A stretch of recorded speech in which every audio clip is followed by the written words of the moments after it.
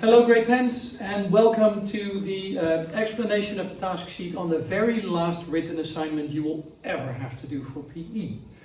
This is a task that's going to be assessed for criterion A and B, and what you're going to do is you're going to make a training program. In basic outlines, what you have to do is you have to choose a sport, you have to choose a level of an athlete, and then you write them a training program for 6 weeks, and they try to improve on certain elements that they want to address over the 6 weeks. And we've made a task sheet to help you with all the things that should be in your task. Now, the whole thing is going to be assessed, explanation of what you do and how you use the training principles and where you justify the choices that you've made. That will be criterion A. And the actual plan, so week by week an overview in a table of what the athlete will do, that's going to be your planning grade, your criterion B grade. Now, you will all get this task sheet sent to you as a resource. I'm going over the task sheet now step by step to give you an idea of what needs to happen.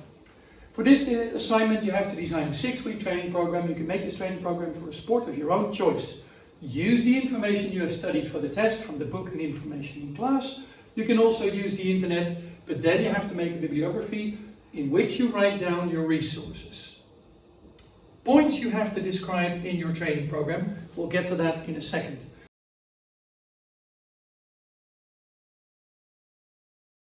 But I would like to start with the sport that you're going to choose. If you're choosing a sport for this type of task, I would like you to really think hard on a few items. First of all, I want you to pick a sport that you are interested in and maybe you already know a lot about, because that will help you. Second of all, you're going to work on this at home. So if you have access to a lot of information from trainers and coaches from your club, you can. So that's something you might want to take into consideration. Thirdly, I want you to pick a sport that fits well with this type of task. Meaning, you need to have access to enough information about the sport, and the sport needs to be with physical components. So playing chess, even though it's one of the considered thinking sports, is not a good option. The other thing is, I want you to limit yourself to humans, because we have only done human physiology and we've only been looking at training principles for humans. So anything with horse riding, I recommend that you do not, because then you also have to talk about how to train the horse. Practically any sport can do, but I want you to try and find out for one athlete. So it's not just a whole sport you're looking at a specific athlete in the sport. So for example, in a team sport, you don't just say it's a football player, you tell me where the football player is on the field. Yeah? Okay, so once you have picked a sport for which you think you can find a lot of interesting exercises, you can make a good analysis of, there you can really set yourself some goals that are measurable, then you have your starting point. Now we're going to see what the things are that you actually have to describe in your training program.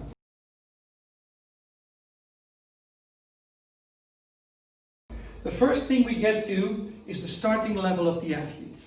When we as PE teachers look at your program, we need to understand what kind of an athlete it is and how much training the athlete can handle and how much progression we can expect. All sorts of things that we have to go by your starting level. So we need the age and gender of your athlete. How long has the athlete been in your sport? How many hours a week do they do in the sport? What other sports or activities do they do at the moment? So we have a good sense of the workload they can handle before they start the 6 weeks. If they play competition, is it a local competition, a regional competition, national, international? So try and give us an idea of what level athlete we are talking about. My recommendation is don't do this for students, for an athlete younger than 12, because then most of the time you would be coming up with games that you play and there is less possibility for you to use all your knowledge and to demonstrate your understanding of the training principles. So I would at least go over that. In most cases I would say go over 18, so you also have access to everything you can do with support training outside of club training if you want that. So the starting level has to be described in detail to give us an idea. This is how good the athlete already is. This is how much work the athlete can do before becoming overtrained. And now we know what we can expect.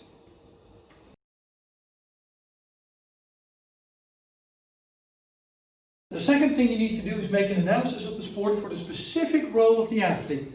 So, going back to that football example, if you tell me your athlete is a midfielder, then try in a few sentences to describe what is the role of that midfielder. Is it a controlling midfielder? Is it someone who's in positioning? Is it someone who is mostly concerned with passing the ball forwards? Is it someone who is doing a job in sending out the other team players? So tactically very important player. What are the things that really make this athlete the athlete that he is?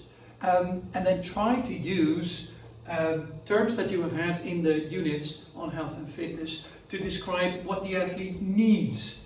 What kinds of elements of fitness are included, for example. So you can try and make an analysis of the sport, but then for the specific athlete that you have in mind for this training program.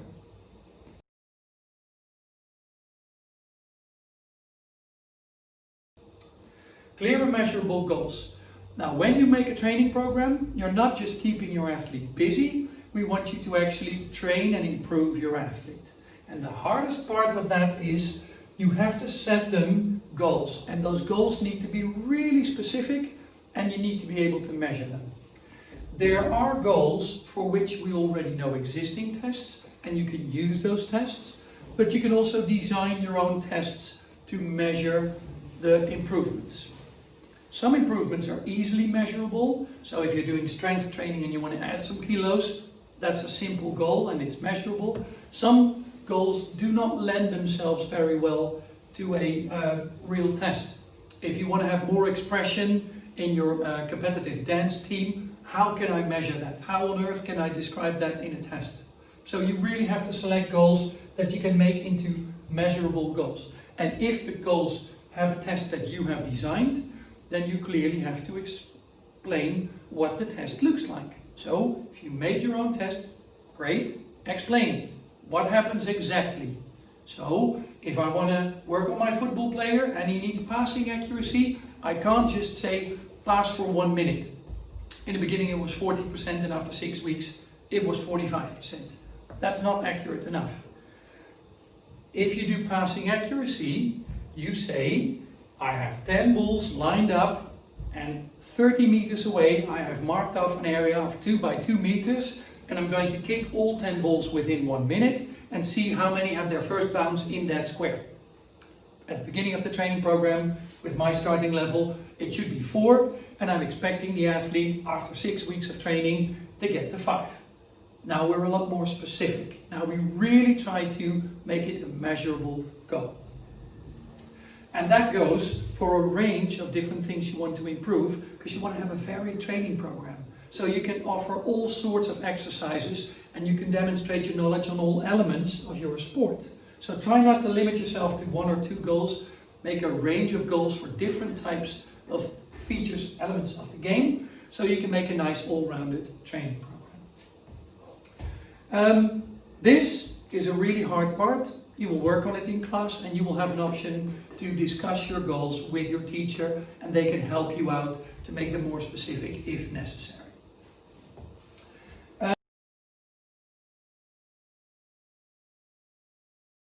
The training principles will be addressed. Let me scroll down a little bit. Because what I want you to do is I want you to justify your choices. If you do something, you don't do it because it looks nice or because you found it online. You do it because you understand that it's an effective way of training and improving your athlete. And you only know that because you know about the training principles.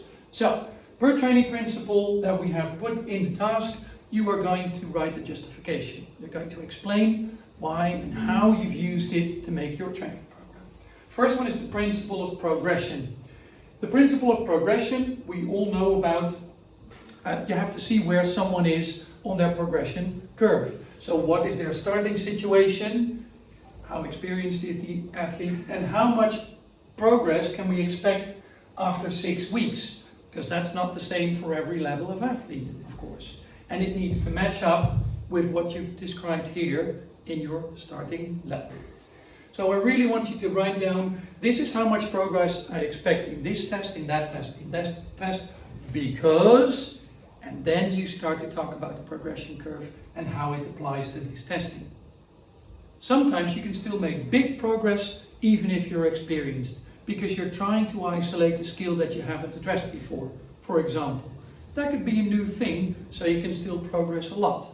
Other things that you always do, you can have marginal progress. It doesn't have to be huge, because it's not realistic in 6 weeks.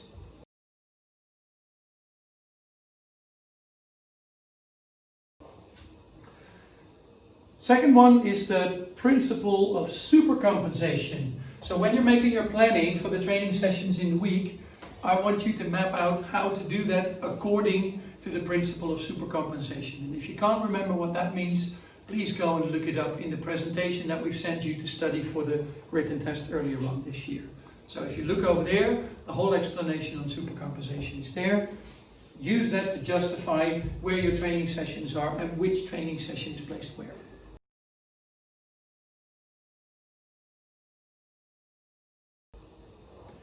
The principle of specificity, including types of training used, aerobic, anaerobic, types of weight training, skill training. Justify why you use a certain type of training and justify your choices. So how is your training program really specific towards your athlete, his or her starting level, what they need to improve in their sport, how does it link to the measurable goals that you've set yourself that you want to achieve, and you really need to make that clear. How is that connected to the type of exercises that your athlete will have to do over the 6 weeks? Yeah? So here you try to justify your program. Why do I do these drills? Because they will help my player become better at this, and it will be relevant and visible in that test.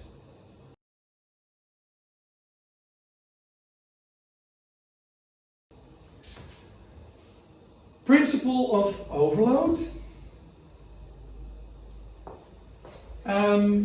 Broken down in the FIT principle. In your overview, we want you to demonstrate your knowledge of the training principles and that you can apply them in a new situation. Now, in this case, the new situation is you have made a plan for an athlete. We want you to use frequency, intensity, time, and type in your program. And in this paragraph, you're going to discuss where you used it and to what extent you have used it.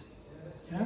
So in relation to the workload that the athlete can handle, you cannot go, for example, I'll give a clear bad example, from someone who's done sports twice a week. In 6 weeks, you try to up it to 8 times a week.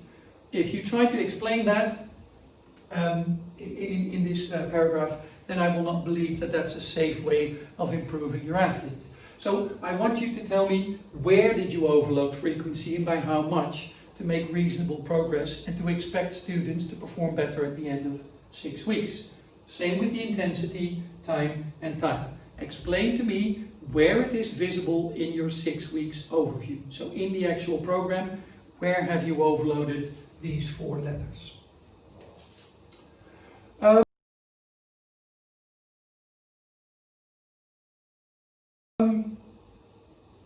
The overview itself, the program, the training program, that's the one part that will be assessed for criteria B, planning.